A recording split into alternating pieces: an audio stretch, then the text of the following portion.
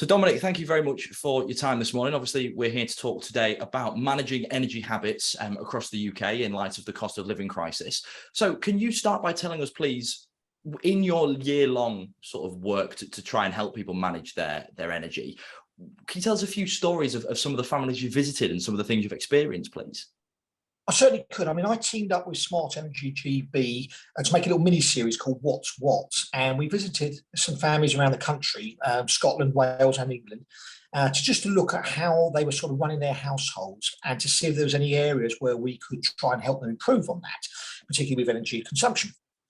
One of the families we went to in Cardiff was just sort of a typical family. They've got young children and a sort of fairly sort of middle-aged young couple, or youngish couple, running their house.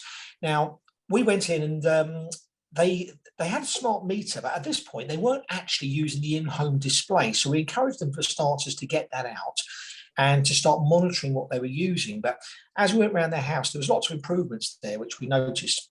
For example, their beds in the bedrooms are pushed up against the radiators. So of course, a lot of the heat was being absorbed by the beds as opposed to heating the room up. Very simple thing, you know, in the winter when you're using your heating more, is pull the bed away. But one of the funny things was, because they hadn't been actually using this display in the meter, they had come.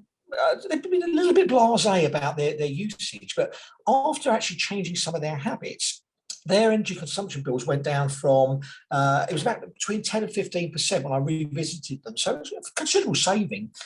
There was another family called the Mathesons. Now they started using their meter. They were using just under £7 a day in energy consumption. But after we sort of helped them sort of with some of our hints and tips, that amount came down to between £2 and £3 per day. So a considerable saving.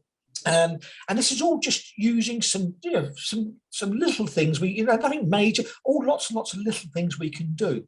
And anybody could do this at home. For example, while your heating's on, why don't you just try turning your thermostat down just 1 degree, more if you want, but even that 1 degree will help you save money. Drafts is a big thing. So if you've got drafty doors, floorboards, or you've got open fireplaces that you're not using, try and stem those drafts. Put draft excluders down. You know, if you've got a fireplace that's not being used in the winter, imagine how much warm air is going up there, how much cold air is coming down. So cover it up. Simple thing. In the summer months, take the cover off. Your boiler. Now, most people, I bet you're probably the same here, Ben, it's very rarely do you ever look at a boiler, because if it produces hot water, fine, let it get on with it. When I checked mine was running at 82 degrees. It only needs to run at 60. 60 is the optimum temperature. So turn it down. You can still have showers and you still have hot water, but you don't need it to be that extra bit hot. If you've got floorboards down instead of carpets and rugs, consider putting carpets and rugs down, because you lose a lot of heat through floorboards. You know, they're not very good for keeping your house warm. Loads of energy-saving light bulbs.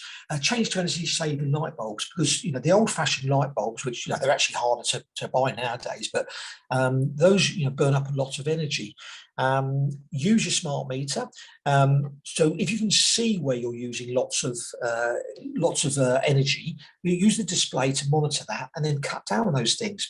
I hardly ever use my oven anymore now, because I bought an air fryer. And they're smaller. They're obviously a lot more energy efficient to use. Plus, they generally cook in roughly about half the time that your big oven takes. So you get your food quicker, and you're saving money there. But generally speaking, anything that heats up or moves, so if it's got a motor in it or it has an element in it, that's going to use up a lot of energy. So tumble dryers, that's another good one. Try not to use those unless you really, really have to. If the weather's nice, put your washing on a line. If it's not too nice, hang it on a clothes horse in the house. Or what I actually do, I haven't got kids, so my missus and me, we hang our clothes over the banisters, and it dries ever so quickly. And lots of little things like this. Just sort of have a look at your house and think, where can I make some improvements? Yeah, and this may sound like a bit of a silly question, Dominic, obviously talking about what you said, but is it really that easy to sort of reduce your energy consumption, by just looking at things like you said, for example, investing in energy saving light bulbs or using something on a lower heat? Is it really just that simple to Well, bring that energy consumption down? then, as we showed to the three families that are in this mini-series, it's called What's What, and anyone can look at it online. It really is very, very simple. I mean, I'm a big lover of smart meters. I had mine installed this year, and it's transformed me because there's no estimated bills. You can't forget to send in your meter readings. It's all done. They come through. It's accurate. So I fell in love with mine, and I can't think why anybody else hasn't got them. It just seems madness to me. But yeah, simple changes. When I leave my house now, if I'm going to be away for a couple of days filming, I glance at the meter as I'm about to walk out the door, and it runs at about 3p an hour, which is obviously the things you can't turn off. It might be fridges, freezers, that sort of thing. But I now know I haven't left anything on in the house. My missus hasn't left her hair curlers turned on upstairs. I haven't left the oven on accidentally because it's showing me what I'm using. It's almost near real time. It's as it's happening. So yeah, simple changes. Try it, Ben, yourself. Get your friends and family to do it as well. You can make quite considerable savings just by being a little bit more on the ball.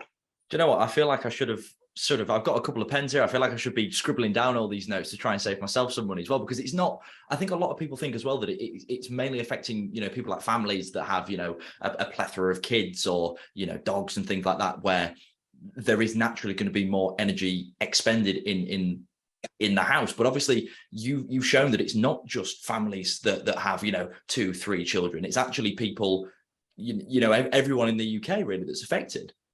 Everyone. And let's be honest, the majority of Brits at the moment, we're all a little bit concerned about rising prices, not just in energy, but in mortgage rates, interest rates, the inflation.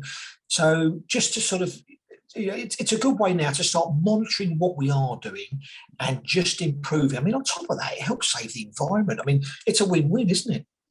Yeah, absolutely. So the last question I'll ask you, Dominic, to sort of round this off, is what sort of advice would you give to people that are worried, particularly about their energy usage and also the budget that they may have? Obviously you've given examples of what you can do to reduce that, but is there anything else that you would advise that if they are sort of looking at, prospective bills or budgets and thinking, I really don't know how I can make this move or sort of make this a little bit more fluid in terms of what's coming in and what's coming out? What sort of advice would you give to those people?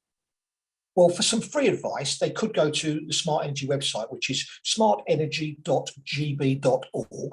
There's loads of hints and tips on there. They can have a look at the little mini-series I did when I went around and sort of helped some people.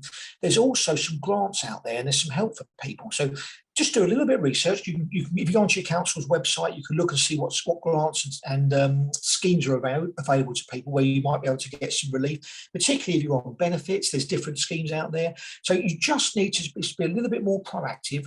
Just start looking at things you can do to cut down your usage. What help is there out there for you? And if things get really, really bad, then obviously seek professional help. Go to citizen advice and say to them, look, we've got problems. Can you help me? There's always help out there for people.